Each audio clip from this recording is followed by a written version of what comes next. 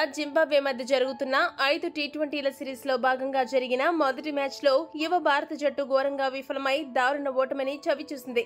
అయితే రెండో మ్యాచ్ లోనే పడిలేచిన కెరటంలా అదిరిపోయే కంబ్యాక్ ఇచ్చి జింబాబ్వేకి షాక్ ఇచ్చింది. విమర్శకులందరికీ గట్టి సమాధానమిచ్చింది. మొదట బ్యాటింగ్ లో అభిషేక్ శర్మ సెంచరీతో, రుతురాజ్ గైక్వాడ్ అర్ధ సెంచరీతో అదరగొట్టగా, తర్వాత బౌలింగ్ లో ముఖేష్ కుమార్, ఆవేష్ ఖాన్, రవి బిష్ణోయ్ అద్భుతంగా బౌలింగ్ చేసి జింబాబ్వే నడ్డి విరిచారు.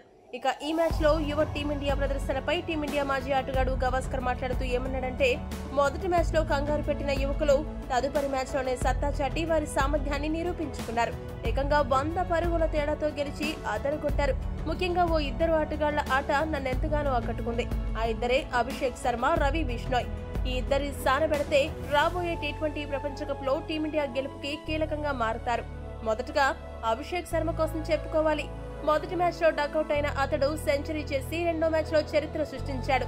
అభిషేక్ శర్మ దూకుడికి జింబాబ్వే బౌలర్లు బిక్కముఖం వేశారు.